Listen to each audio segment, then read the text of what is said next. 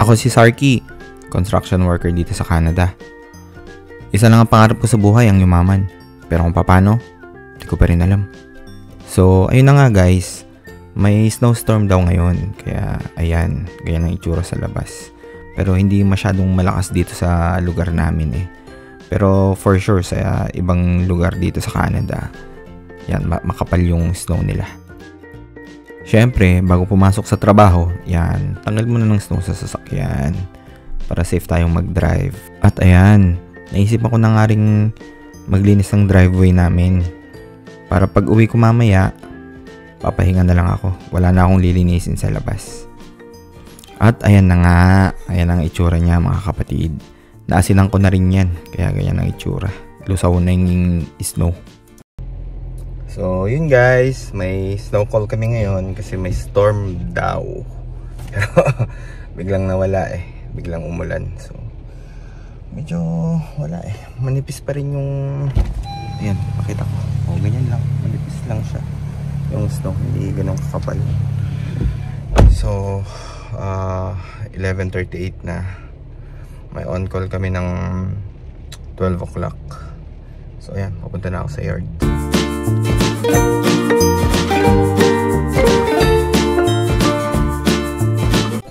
At eto, naabutan ko na sa yard si Gerald at saka si Ian.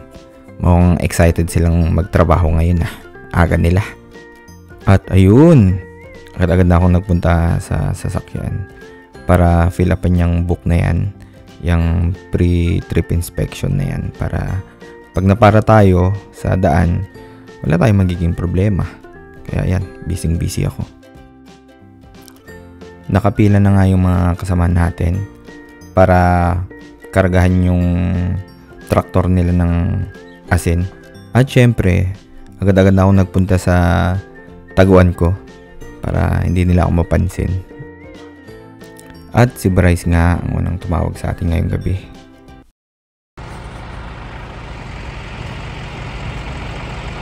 Ikaw pala yun? Double lane pala to.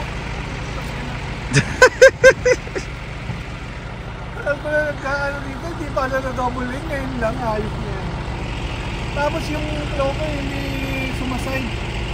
Oh? Pakahirap dito. Ayan, pagkatapos ni Bryce, si Gerald naman ang pinuntahan ko. Hindi pala ikaw yon? Saan? Si Bryce pala yon? Saan? Nung kay mo, yung nare-reklamo niya. Credit view eh, sa kanya oh.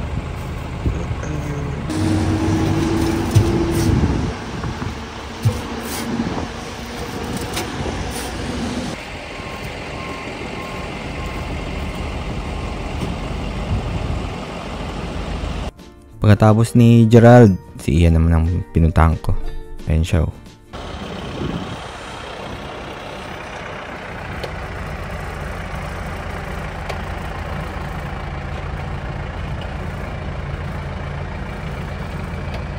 Ang tagal nyo magpa-asin, putang ina. Ah? Ang tagal. Ang bagal maubos eh. Tumikas sa tubig.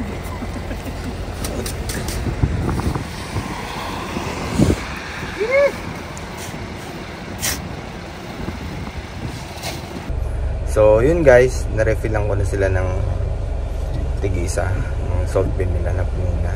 So ayan, maghihintay na naman ako ng tawag nila nito. Siguro after 1 hour or an hour and a half. Ayan, dito ulit ako sa taguan ko. Kaya ayan. So yun guys, after 1 hour and 10 minutes nag-message si Gerald. Kailangan daw niya ng asin. So ayan, tara, puntahan natin.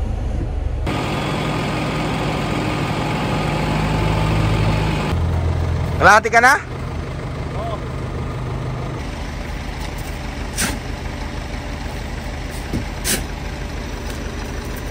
Ngayon, si Ian at si Bryce naman. Sabay naman silang nag-message. Wala na rin silang asin. Kaya ayan, pupuntahan ko muna si Ian, mas malapit sa akin. Tapos si Bryce.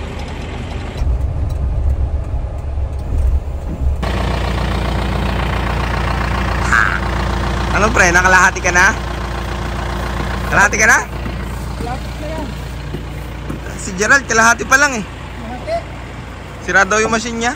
Bakit? Ayan guys, naghihingalo na yung asin ko. Pupuntahan ko pa si Bryce dito. Tapos ito, mabalik ako sa yard para kumuha ng asin. Umuulan na. Ayan o. Snow tsaka ulan, grabe.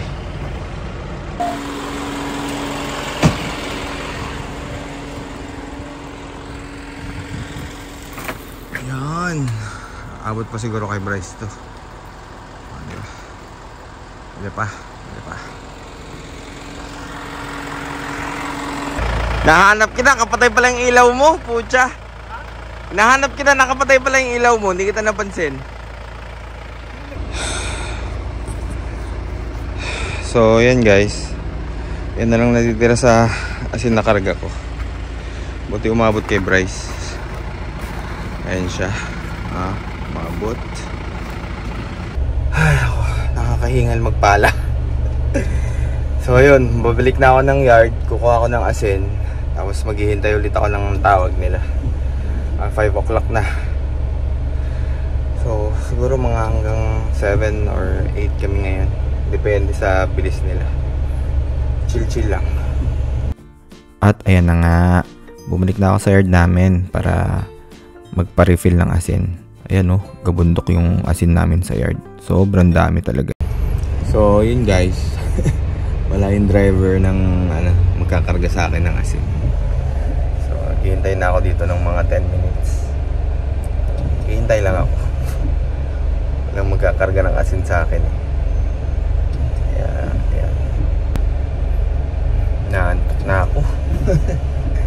5:25 na.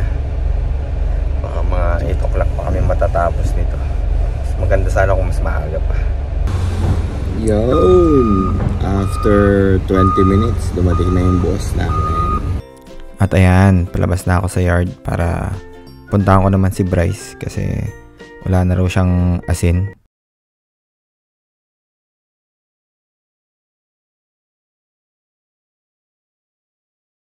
Yan. Hello guys. Pakasa lang ulan. Oh my goodness. Kanina snow, ngayon ulan naman.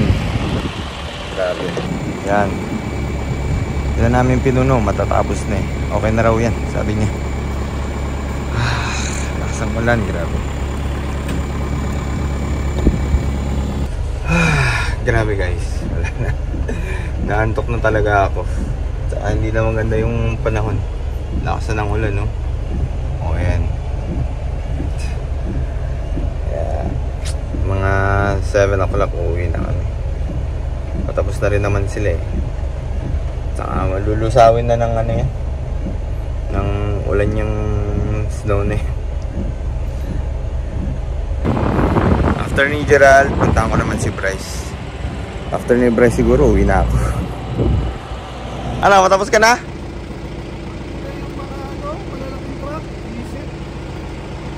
Pagkatapos mo, uwi na ako. Last ko na to. So yun guys, yan si Bryce. Na-refillan na yung sasakyan niya ng asin. May mahahaba pa raw yun sa kanya eh. Uwi na sana ako kaso kailangan pa raw niya ng mga isang refill pa. So hihintayin ko pa siya. Yan. Ambon-ambon na lang ngayon. Okay na. Ambon-ambon na lang. Wala nang ulan. Yan, susundan ko na lang si Bryce. Naubos na yung asin niya. Pagka-refill, uwi na ako. Pangit kasi ng tambakan. Tambak na sa gilid. Ano, last na? Last na. Tapos nito, uwi na ako.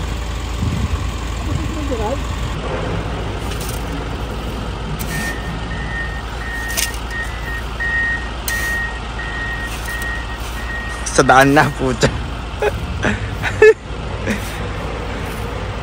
Uwi na ako. Sige, tirahin mo lang.